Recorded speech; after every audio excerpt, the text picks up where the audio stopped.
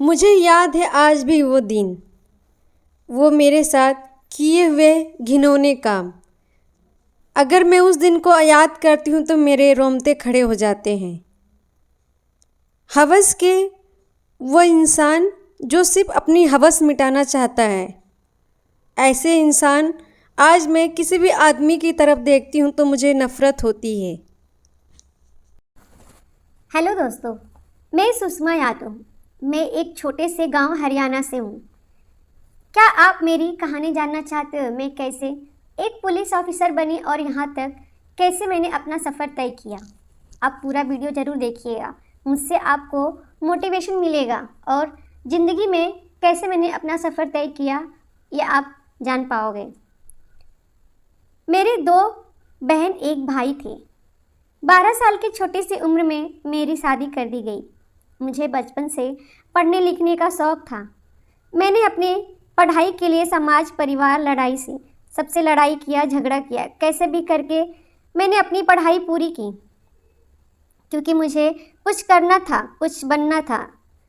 मैं हरियाणा पुलिस में एक सम्मानजनक नौकरी की। एक दिन मेरे ससुराल वाले मुझे लेने आए। वो लोग ने पहले ही मेरे पापा के साथ तय किए थे कि मेरी 12वीं की पढ़ाई हो जाएगी तभी मेरे पापा भेजेंगे ससुराल। लेकिन मेरे ससुराल वाले ने ज़बरदस्ती लेने के लिए आए। मेरे पापा ने कहा नहीं भेजेंगे हम इनको, तो बहुत बुरा होगा। उन्होंने कहा अगर नहीं भेजोगे तो आपके साथ बहुत बुरा हो जाएगा। मेरे पापा को ब्लैकमेल किया वो लोगों ने। मुझे मजबूरन ससुराल जाना पड़ा। जब भी मेरी सरकारी की छुट्टी होती थी तभी मेरे ससुराल वाले लेने आ जाते थे ज़बरदस्ती। मुझे जाना नहीं रहता था लेकिन वह ज़बरदस्ती मुझे ले जाते। मैं मना करती लेकिन मुझे नहीं जाना है, लेकिन वो सुनते नहीं थे।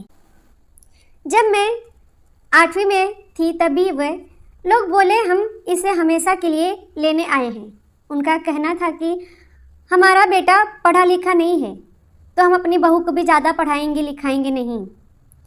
बस जितना हो पढ़ना था बस हो गया, उतना ही काफ़ी है। अब आगे पढ़ने की ज़रूरत नहीं है। अब घर में अपना चूल्हा चौका संभाले, बाहर पढ़ाई करने का और कुछ बनने का ज़रूरत नहीं है। पहले के लोग ये सोचते थे कि लड़की पढ़ लिख कर क्या करेगी, आखिर उसे करना तो चूल्हा चौका ही है ना। ज़्यादा पढ़ लिखने से क्या होगा, ज़्यादा पढ़ेगी लिखेगी, ज़्यादा उसका दिमाग चलने लगेगा, बड़ी होएगी किसी के साथ भाग जाएगी या कुछ कर लेगी। पहले के लोगों की ये सोच थी। अपनी मर्जी से कहीं वह चली जाएगी या अपनी मर्जी का कुछ करने लगेगी, उनकी सोच थी। मैं बार बार अपने पापा को बोलते रही कि मुझे आगे पढ़ना है, लेकिन मेरे पापा भी नहीं सुने मेरी। मेरे पापा बोले अब सब कुछ तेरे ससुराल वाले हैं, अगर वह आगे पढ़ने के लिए बोलते हैं तो पढ़ना, नहीं तो जाने देना, जैसे वो बोलेंगे वैसे ही करना। मैं रोने लगी। मैंने बहुत कुछ सोचा था कि मुझे पुलिस में भर्ती होना है, पुलिस बनना है, IPS बनना है, बहुत कुछ सोचा था, लेकिन मेरे सारे सपने चूर चूर हो गए। मैं अपने ससुराल गई। वहाँ जाके मैंने अपने ससुराल वाले को बहुत समझाया कि मुझे आगे पढ़ने दो, लेकिन इन लोगों ने मेरी एक न सुनी। फिर मैंने भी सोच लिया अब मुझे कुछ करना होगा। एक दिन मैंने अपने पति से बोला अगर मुझे पढ़ने नहीं दोगे आगे तो मैं मर जाऊंगी, सुसाइड कर लूँगी या कहीं चली जाऊंगी। उन्होंने ये बात अपने भाइयों से बताई। उनके भाइयों ने सोच विचार के कहा ठीक है तुम जाओ पढ़ने के लिए। उन्होंने मुझे भेज दिया। वो दिन मेरे ज़िंदगी की सबसे बड़ी दिन था, सबसे बड़ा दिन था। मैं उस दिन बहुत ज़्यादा ही खुश थी। मेरे एक सपने को एक उड़ान मिलने वाली थी। अगर तू फेल हो गई, मेरे पति ने कहा अगर मैं तुझे पढ़ने के लिए भेज रहा हूँ, सोच अगर तू फेल हो गई तो तुझे हमेशा के लिए यहाँ आना होगा और तुझे वही चूल्हा चौका करना होगा। फिर मैं तेरी एक ना सुनूंगा, फिर कितना भी रोए गिड़गिड़ाए मैं कुछ नहीं सुनूंगा। मैं बोली ठीक है। मैं हमेशा फर्स्ट आती थी। जब मेरी छुट्टी हुई मैं अपने ससुराल गई। मैं हमेशा अपनी क्लास में फर्स्ट आती थी। तो फेल होने का कोई सवाल ही नहीं उठता। मैं ससुराल में गई। मेरे पति ने सोचा ये तो फेल होने से रही नहीं। एक दिन मेरे पति ने सोचा कि ये तो हार नहीं मानेगी। फिर एक दिन रात को वह मुझे कुछ दूध में मिलाकर पीने के लिए ले आए। वो तो अच्छा हुआ कि मैं कुछ काम से रसोई घर में गई और मैंने उनको दूध में मिलाते हुए देख लिया। फिर मैंने तय किया कि अब मुझे यहाँ 1 मिनट भी और 1 पल भी नहीं रहना है। इन इंसान के साथ और इन परिवार के साथ मुझे नहीं रहना है और मेरी जान को भी खतरा है यहाँ पे। मैं वहाँ से भाग गई। मैंने ये सब अपने पापा से बताया। पापा ने भी बोला ठीक है, वहाँ जाने की ज़रूरत नहीं है। कुछ महीनों के बाद वह लोग तलाक के पेपर भेजे मुझे। उन लोगों ने सोचा कि ऐसा करेंगे तो वो फिर से यहाँ पे आ जाएगी।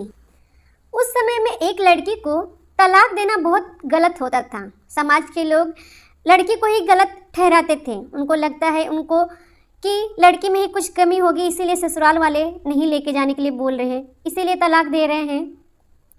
लड़की की कुछ कमी होगी इसीलिए, और पता नहीं क्या क्या सोचते थे। मैंने भी सोच लिया था कि इस इंसान को मैं सबक सिखाऊंगी। मैंने भी उसे तलाक दे दिया और मैं अपनी पढ़ाई पे फिर से ध्यान देना शुरू कर दिया और मेरी मेहनत एक दिन रंग लाई।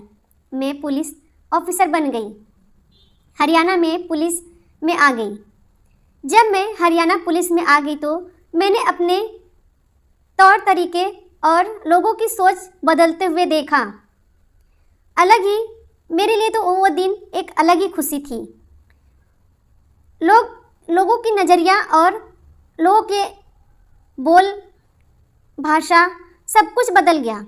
लोगों ने सोचा एक लड़की होके इसने पुलिस ऑफिसर बन गई, इसने अपनी मेहनत से आगे बढ़ गई। सबने मेरी बहुत तारीफ़ की कि मैंने कुछ कर दिखाया है लाइफ में।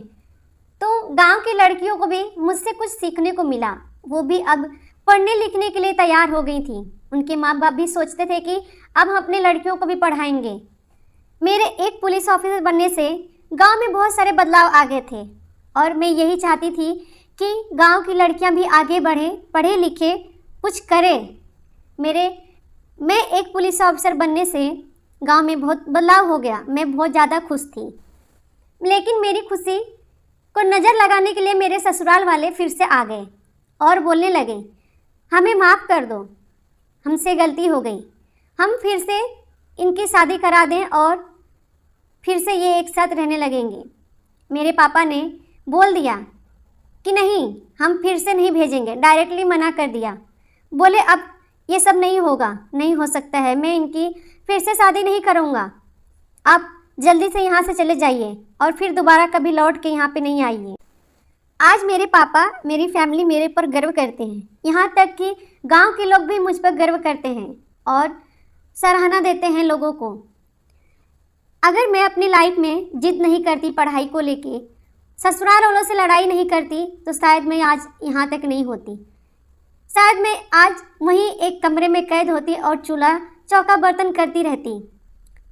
दोस्तों, मैं ये नहीं कहती कि घर के काम मत करो, आप सब कुछ करो, लेकिन एक बात याद रखो, अपनी लाइफ में कुछ बनना है, कुछ करना है, कुछ कर दिखाना है, उसके लिए भी तैयारी करो। कौन क्या सोचता है, क्या कहता है, उससे कुछ फ़र्क नहीं पड़ना चाहिए आपको। अपनी लाइफ में आगे बढ़ना है तो आगे पीछे कौन क्या कहता है सब सुनना बंद कर दो। सिर्फ एक लक्ष्य रखो, अपनी पढ़ाई और मुझे कुछ कर दिखाना है, इसके अलावा कुछ भी नहीं। आपकी लाइफ में लाख मुश्किलें आएंगी, लाख अड़चने भी आएंगी, लेकिन आपको अपने लक्ष्य से डगमगाना नहीं है।